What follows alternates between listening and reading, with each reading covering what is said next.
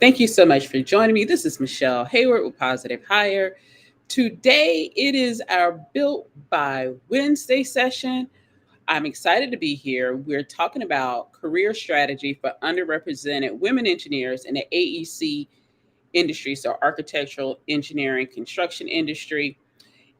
Either you're like, Michele, I'm not in that industry, come in, come join in the fun. You will more than likely find value. I'm all about value in this conversation. If you are not watching on a smart device or you have an extra smart device, you can go ahead and grab our guide here, and I'll share it in the chat as well, where you can download this for your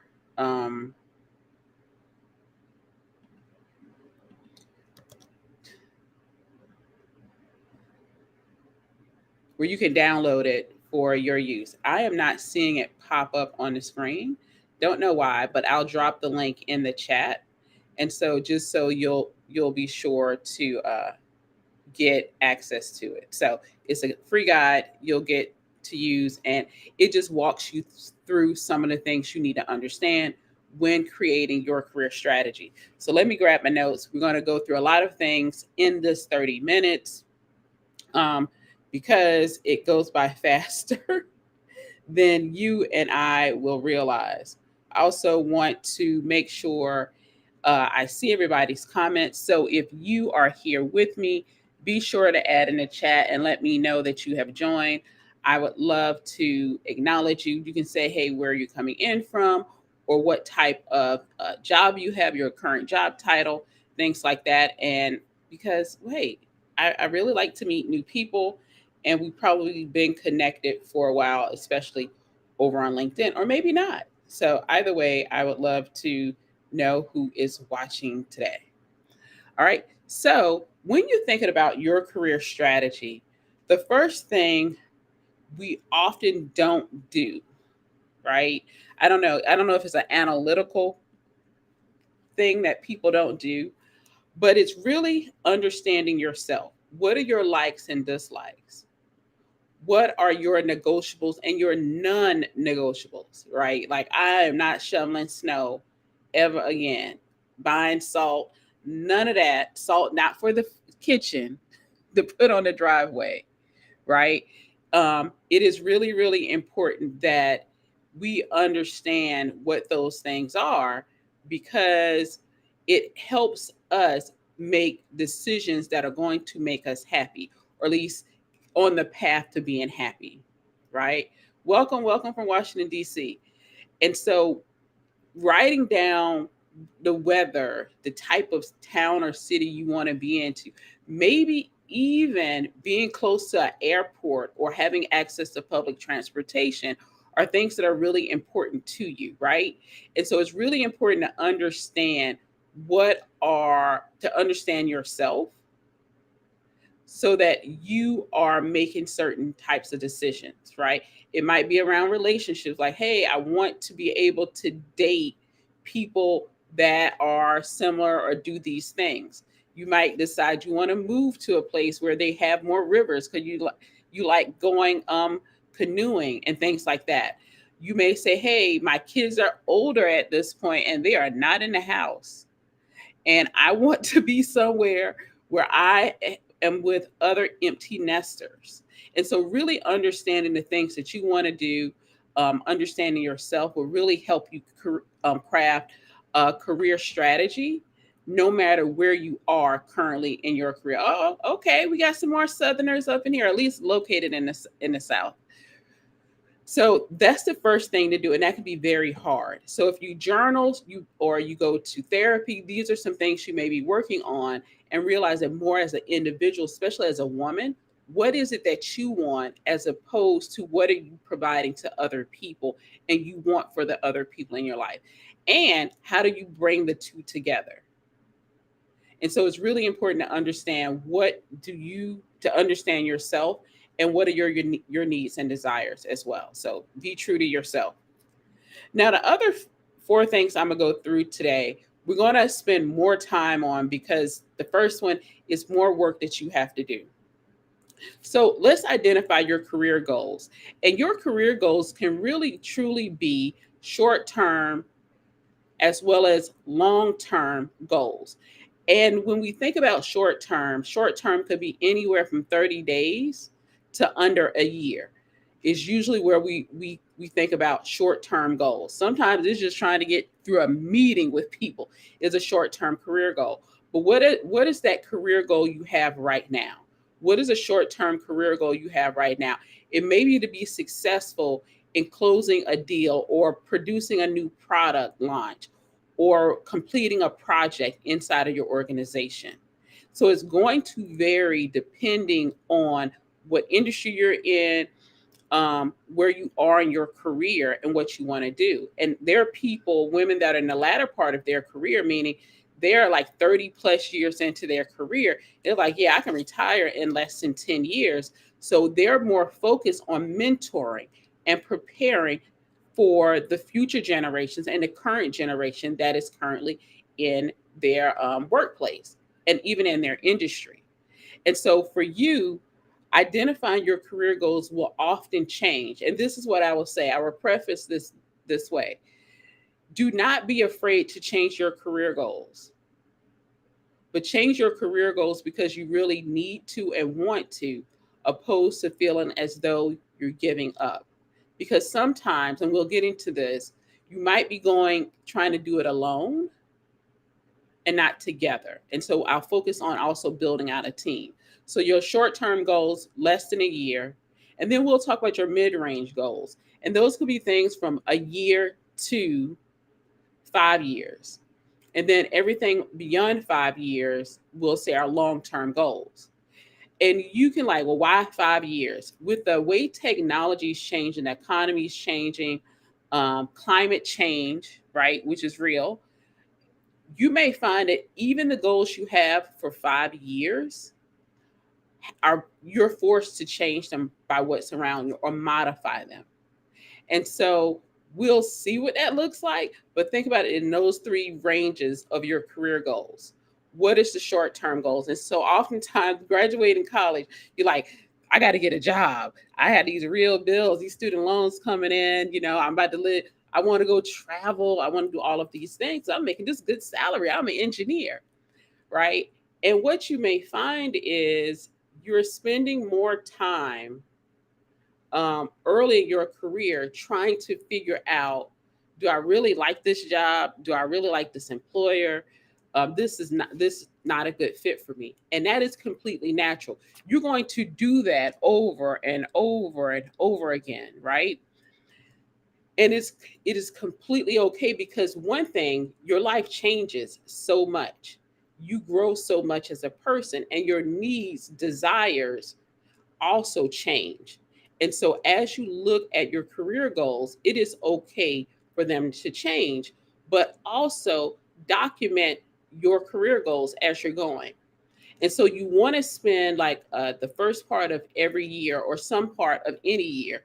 And you could start at when you do your performance review every year, or you set up your performance goals for the next year. You could start your career goal planning right there.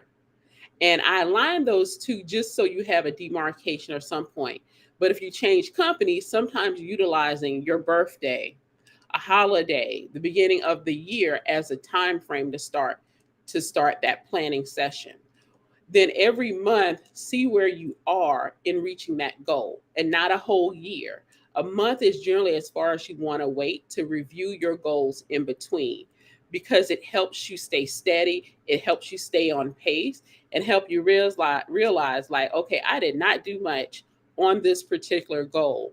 And for you now to assess, why haven't I done much on this goal? Is because you don't have time, is really not as important as you thought it was going to be 4, 5, 6 months ago, and you found that you're working on another goal. And then you know what? I'm gonna just switch this out. This isn't that important for me. AI came out.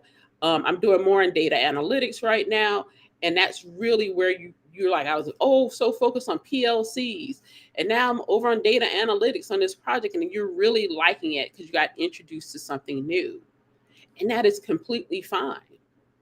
And so you can switch your goals around even in the midst of a year. So don't get so structured on what rules are, but do keep yourself accountable and be true and honest to yourself, okay, when it comes to your goals. Let me know if you have any questions in the chat as well. And I'm gonna guess y'all can see the QR code because I see somebody was able to get the guide. Okay, so the next thing I want to talk about is well, before we move on, how many of you have goals, your personal career goals, not what you have at work? The ones at work can weave into your own goals, but you need to have your own goals that are not solidly based on what you have at a company. Because at the end of the day, that is a transaction. And what I mean is you do a job and they compensate you. They may say they no longer want you to do this job and the compensation and the relationship ends, but that does not have to be the end to your career goals. So keeping those separate, so building out your goals separate from, but it can overlay and intertwine. And what I mean by that, if you're looking at getting your PE license, PMP, IH, depending on where you are in the industry, whatever certification you're looking at, one of your goals is like, hey, I'm going to obtain this certification. Well, you get them to pay for the training, your employer to pay for the training class, to pay for the test, to give you paid time to go study. And so you weave that into your goals as part of the resources that you need in order to reach that goal, right? And so you don't have to necessarily separate it, but if you know that's one of your career goals, weave that employee in that it cover the time and the cost to be able to reach it. I hope that makes sense. And most times we're doing that anyway, unless you're for a really, really, really small company like I am over here at Positive Hire, then we give you the time to go study, but we may not be able to pay for the test and the resources you need to pass the test. So every organization is different in how that looks and how that works. Then on top of that, so I want to go on next to the third thing to think about is your skills analysis. I just talked about certifications that you need. What I found is oftentimes we say, okay, I want this next job. I need a certification or a degree to get it.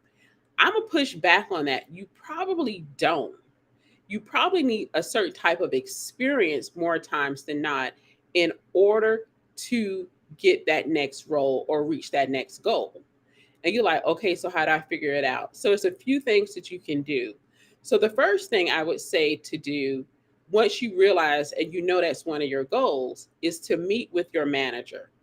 And these are some of the questions in the guide. These are some of the questions you want to go through and you really want to ask your manager when the two of you meet, because it helps you understand whether or not your manager is going to support you in achieving this goal.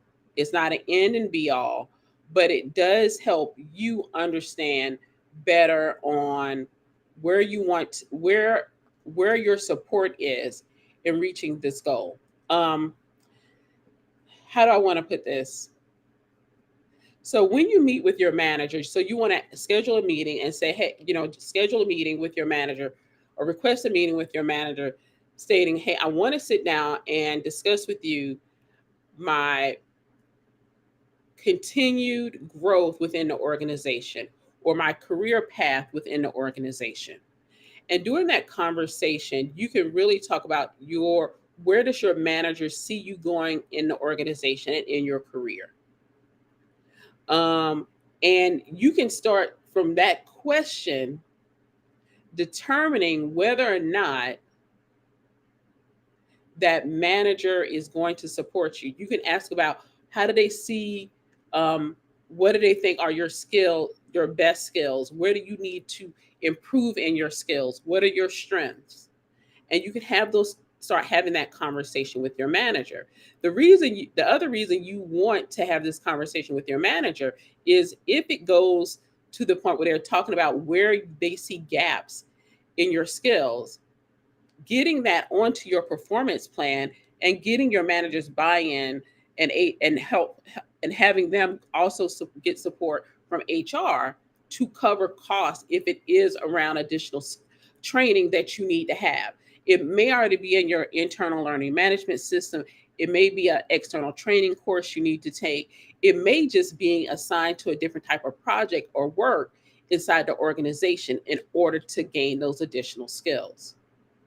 You also can look at what do they think about you being qualified for the next role? What is that next role? Have you identified what the next role is? You may think you need to go get a degree or certification. What I've often found and I try to do is really, now it's a little bit easier. Either talk to current people in that role, internal to your organization, or in similar roles in other organizations, but the same industry, to get a better idea of their experience as well as certification skill set they had in order to obtain that role. That way, you aren't doing additional work that you think you might need in order to get that role or at least apply for it. So oftentimes, especially as women, Black, Latina, Indigenous, we're doing additional things that we generally have been taught to do that we shouldn't be doing because we don't generally have the time.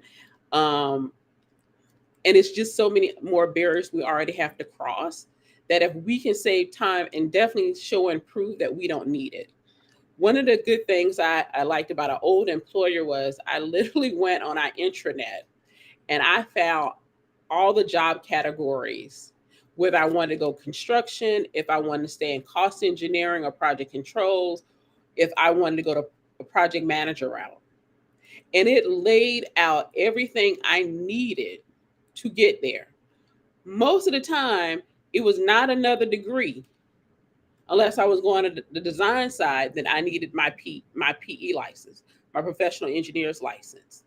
So being able to have these conversations with your manager and HR will really help you better understand internally what they're looking for. Industry wise, you may find out you have to have more things in order to go up, or you may have to have fewer things depending on the size of the company, and whether or not they provide some of that training for people when they come in or already provided to employees so they don't have to ask for or seek it out on their own. And so it is going to vary some there too. So it's good to kind of go across industry to competitors and really understand how people, what skill sets are being developed. But definitely meet with your manager, ask very specific questions pertaining to you, your skill set, your goals, and where you want to go in your career, because that can be, that can really save you some time and effort as well. All right. So that's skills analysis. So you want to do your own skills assessment and as well as talk to your manager. And you may want to ask some other people that you trust for feedback as well. The fourth thing you want to do is build a team. And y'all like, Michele, we are not playing sports. We are not. But it is important to understand this quote. If you want to go fast, go alone. If you want to go further, go together. And so when I say build a team, you probably have family and friends that are championing you. I hope you do, right? Not everybody has a support system. Then also, what does it look like when you build a team of a sponsor, mentors, career coaches, um, a group of other professionals? So it could be out of engineering society or another professional society that are supporting you and championing for you as you build and advance in your career, going whether it's a technical route, non-technical route, an in-between route, right, where you're using your technical ability, but maybe working more with your particular manager. I'm sorry, customer. So you're doing more customer interfacing as well, and it can be an internal as well as external customer. But you want to build a team because each of these people help you reflect on your thoughts. Because most time a dream dies not because the person didn't try, because they told themselves it wouldn't happen, right? And so you want to build that team because they're going to help you overcome different barriers. They're going to help you deal with the self-doubt you may have, and they're going to help you prepare and be stronger. So like an athlete has different types of coaches and physical therapists and different people in their lives that really help them perform at their peak. And then when they're injured, also recover as best as possible. And so you want to think about it in that way. When you build that team, it could be your sponsor, a mentor, or mentors, because I have multiple mentors, and they come in and we talk whenever it's necessary for me, right? You can have that career coach or strategist. You can have your circle of friends. You can have your own therapist as well that helps you deal with those things. And so it's really important to understand who these people are, what role they play really in your team and building it out. I oftentimes get asked, how do I find a sponsor? And really there are two ways. You don't know you're being sponsored, and then you go ask for a sponsor. Oh, the third way, you're assigned one. So some people are assigned sponsors in organizations, but usually those are people that are seen as high potential and high performing. And oftentimes they are not Black and brown women, unfortunately, because they're tracked for leadership roles within organizations. And so what generally happens is we're going to have to go and ask someone to be our sponsor. And that's not a bad thing. But when you approach this person about being your sponsor, ask them what you want them to help you do. And that's the same thing with a mentor, the same thing with a career coach. Go with a purpose or a plan in mind, as well as why that person. What is it about that person? And I know one of my mentors is crazy. And you're like, Michele, really? He literally built his career based on his wife wanting certain things in her career. And so he said, okay, that's fine. I'll go home and be home when the kids get off the bus. I'll go pick our son up from school. I'll go take our daughter to practice, because they're both engineers. He made that decision and he was okay with, and he's been okay with it, that's what he would do. Not everybody has that option, but I think it's really important to understand not only how these people play a role in your life, but why do you pick your mentors, and what is it about your sponsor? Is it their career trajectory? Is their professional brand? Is it their level of integrity and respect within the organization and the industry? People are saying how supportive they are, but go in there with why you want them to play this role for you. And what does that relationship looks like for success? 9 times out of 10, you will be the first Black woman, the first Latina, the first Native woman to have approached them for this. I can almost guarantee you. You might get told no, and then that's fine. So build a list of like 3 to 5 people and just work through that list. Okay? But definitely go ask, if nothing else. And so we're going to round out to number 5. When it comes to your career strategy, you want to make these goals also manageable for you with a time schedule. So if you're like, hey, I want to get this certification, or I want to get to an executive VP role, and you're now at a director role or a senior manager role, is that 8 years or 18 years, depending on the size of the organization. And sometimes I'll tell you, if you want to get to a certain level role and you're in a huge organization, you might want to go to a smaller organization, because your senior manager role in a large organization you're in could be a senior director work level in a mid-sized to small company, or even a VP role. So don't always think that the title, especially if it's tied to title, that you have to stay with the same company sometimes to get that. Sometimes you do, because it's specialized work. It's a certain industry. There are certain things you're developing within that organization that you're like, yeah, it's only 4 competitors that really do this. I can go over there, then I'm starting from ground zero. You may not be. So just really kind of work the industry and figure out what that looks like. But you want to put a time frame on there. And again, it's going to depend on like, hey, the kids are going to be older. In 4 years, the last one goes off to college, and we can pick up and move to Las Vegas then, because I think that's probably going to be the better move. And so you can really look at how to make this work based on your personal needs, understanding yourself, and putting in time specific boundaries around your goals. And that's creating your career strategy. So I'll go through these things again, understanding yourself. So if you got the guide goes through how to really do a more of a self assessment. If you're in therapy, your therapist probably walking through some of this with you, so you don't have to worry about it as much, or you can figure it out. But also on the other side of that is really focusing on what is best for you. Where can you go to get these things done? And I forgot I did not drop this link for y'all. So I'm gonna drop this in here, and so y'all will have it in the chat. Then the last thing I will say, so I'll do the recap. So your career strategy, understanding yourself, identify your career goals, and you want to look at short term, mid range, and long term goals. Okay. Um, Number three, you want to do a skills analysis. You want to do it personally. You can also have your manager do one, and you can do something like strength finders, different things like that. If you want to look on the personality side, um, do not be very hard on yourself. You're probably better at certain things than you realize, and that will help you along the way as well. If you if you can do that a little bit better.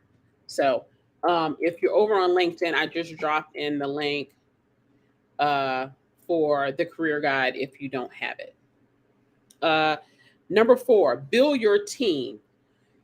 Your team sponsors, mentors, career coach, career strategists, therapists, your circle of friends, a professional network overall. And a professional, I didn't go into professional network because that can look a little bit different from different people. It could be professional organizations, those that are focused on gender and racial gaps in the industry, those that are completely focused on the technical aspect of the industry, and then so many fitness groups, virtual communities that you can be a part of as well. So your building your team can look different, especially when we have a lot of communities in the virtual space right now. And then lastly, make your strategy manageable by your time, your lifestyle, your resources. Make it manageable. It does not have to be overwhelming. If you have questions, you can drop them in the chat. I know we have a couple minutes left, but if I need to stay longer, that's fine. But I really want you to understand that you control more of your career than you realize. One thing I will highly encourage is not to continue to ask for permission at work, to start delegating more things, especially housekeeping items, meaning they're non-revenue generated. They things focus on things to get you higher visibility on projects in the workplace. Do things that are within leadership and ownership of a product or process. You don't necessarily have to manage people to be a leader in the workplace. Please don't ever think that. Leadership shows up in different ways and at different times. Times of crisis, you may show up for people, but also people may bring things to you when they are in crisis, and that is completely different. Their problem is not your problem, and leave it at that. And really, hopefully that helps you get to where you want to be. All right. So that is what I have for creating your career strategy. 5 steps. It's a lot in there. The guide kind of walks you through different aspects of the of these 5 steps. It doesn't go in as much as skills analysis and building your team, but it really does focus on having conversations with your manager. Because if you are at an organization that you do not plan on leaving and you do not have support from your current manager, you're going to have to make decisions. And one of those decisions is, if what role do you need to take to find a manager that's going to support your career goals? Also, does that matter, and how do you do it, right? And still keep a decent relationship with an organization. I remember my sister, one of my younger sisters years ago, had a manager that was horrible. But every time my sister went in to get a different role from that team, her manager blocked it because her manager loved her work. And my sister's solution was, I'll just do worse at my job. My mom was like, then she really gonna have a reason to to you could make it worse for yourself internally to this large organization, right? When your performance declines. But what her manager was doing, anybody she didn't like on the team, she's like, oh yeah, they're great for you. They're great, great. Yeah, let them go join your team. I don't need them. Yeah, they'll be perfect for on your team. What tips do you have for people who are looking for a job career change but may not know exactly what they want to do? Ooh, that's really easy. Actually, what do you enjoy doing? What have you enjoyed doing in your career? Was it talking to customers? Was it on the strategy side? Was it on the technical design side? Was it So it's something in there that you really enjoy doing. Then taking that skill set and the thing that you enjoy doing, hopefully there's some overlap in the same thing. Finding a similar industry to do what you do. A lot of what I do here at running a Positive Hires, a tech startup, is I did a lot of work in heavy construction, building the power grid, so capital projects.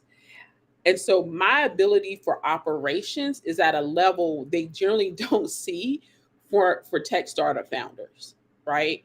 My ability to create a plan, get an idea, create a strategy, and actually execute is better than most of what they see from tech startup founders. I don't code. I don't plan on learning to code.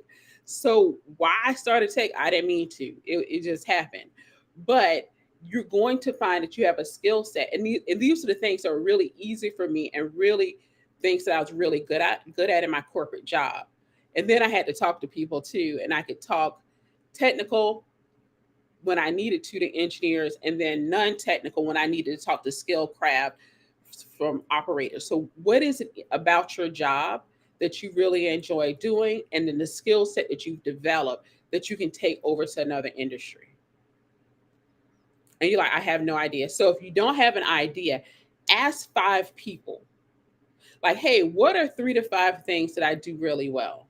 Actually, there's some questions you can ask. Give me 1 second. I sent this out earlier this year to some friends of mine, and it was like, you need this right now? Like, nah, you got time. I'm not in a hurry. But it was a few questions, and if you give me a second, let me get in my email. I do not remember what they are right now. I got them from somebody um, to send out, and ask for people that you trust. They're going to give you good feedback.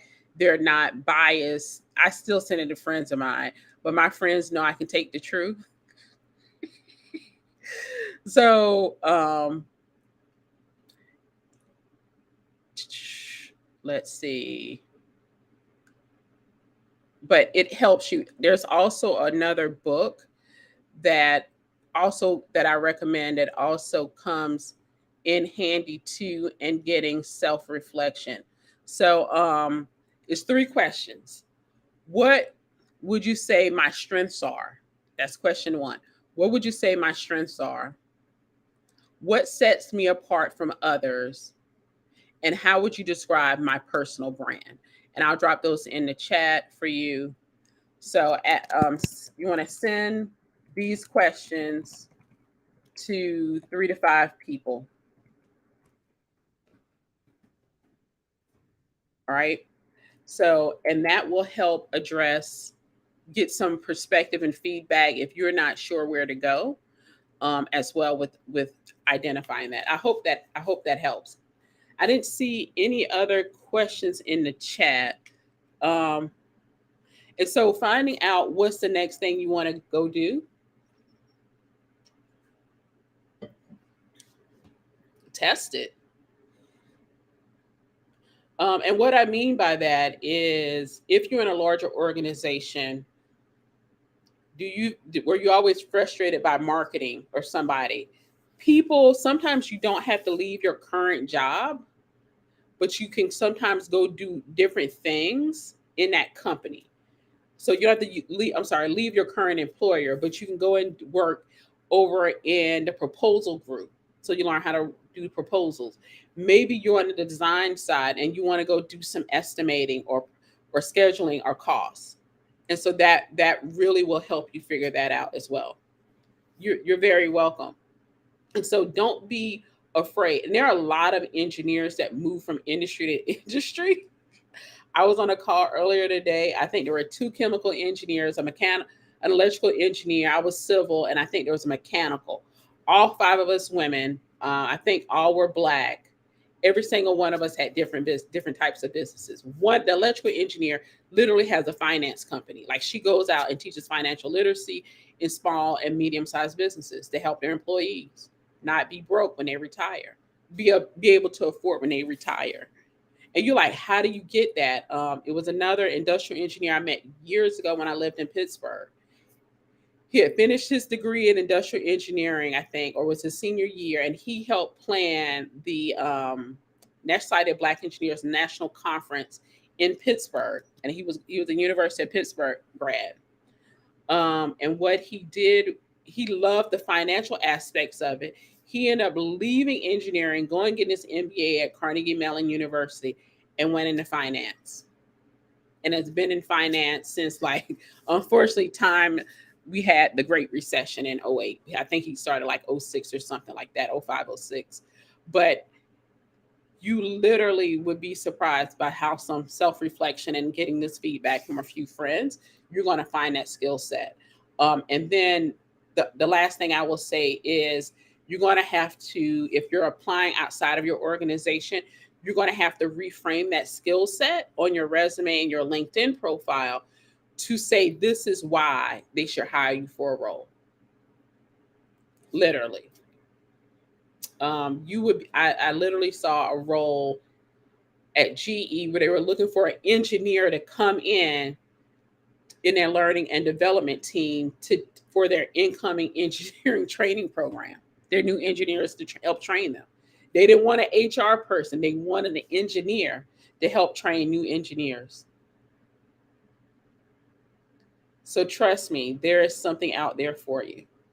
Yeah, there's something out there. That self-reflection can be really hard. And the last thing, what's the other book? Oh, it's another book. It's a whole list of questions to go through. I can see it, but I can't think of the name of it. DM me here on LinkedIn, and I'll send you the name of the book, and I'll drop it also in the chat. But it gives more. It's often about the things that we do innately that we take for granted and can't understand why other people can't do it, because those are our own gifts and skill sets, and other people can sometimes leverage them better, and we really need to focus them on our own. Oh, it's not What Got You Here Will Get You There. It's another book. It's like Burgundy on this side. I can see the book, but I can't remember the title. But I'll drop it in. I'll come back on and drop it in the chat. But if you send me a DM, I'll send you a link for it too. But it's a really, really good book about your innate skills and abilities you have. Oh, abilities. That's one of the words in it. I still can't remember the name of the book. Anyway, unique abilities. Unique abilities. It's a simple title, right? Unique Abilities is a really good book. They have the second edition out. They've done some updates since I read it years ago, around 2008. I would say definitely get Unique Abilities. Read through that if you prefer to read. Listen to it, but it has a great Strength Finders. I have the book. I did Kobe instead. I like Kobe Kobe, Kolby. No, Kolbe. I did Kobe instead to figure out what I was good at, and I like my Kobe, and I can go back and update it. But again, I took it a while. I did a reassessment along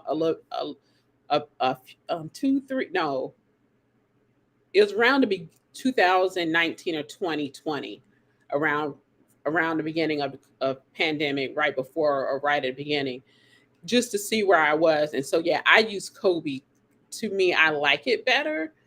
And I'm not saying anything from Strength Finders. It's just my personal preferences to use Kobe and how they break it out. And they use a 4-digit code. And I don't tell people what my code is because then people sometimes try to manipulate you. But it just helped me figure out where I was and areas and gaps that I have. And then I can give the Kobe to somebody else. And then I can kind of see in the org how they can fit better within my team and my company. So yeah, Kobe is what I prefer. So yeah, so if you like Strength Finders, go with that. But there are a lot of different personality tests out there to take. The important part is not taking the test. The important part is like, okay, yes, this is me, and understand how to better build relationships with people. And I think that's what a lot of people don't understand is how do I better, now that I know where I fit and how do I match, how do I work better with other people? I know for a fact I do not work very well with passive people. I'm very scary for most passive people, right? Not introverts, but passive people because I'm very, very direct. And that is something a lot of people can't do. But in this industry, especially I was in the field, I couldn't be passive. I had to be direct because people's lives mattered, and depended on it. And that was the important part. So okay, so I'm gonna go through the 5 things for your career strategy one more time, just in case you're just joining us. Understand yourself, identify your career goals. That's short term, medium, and long term. Third step is skills analysis. And that's what we're talking about here is going through unique ability. I dropped 3 questions in the chat, or it says positive how your code did that you can share with friends.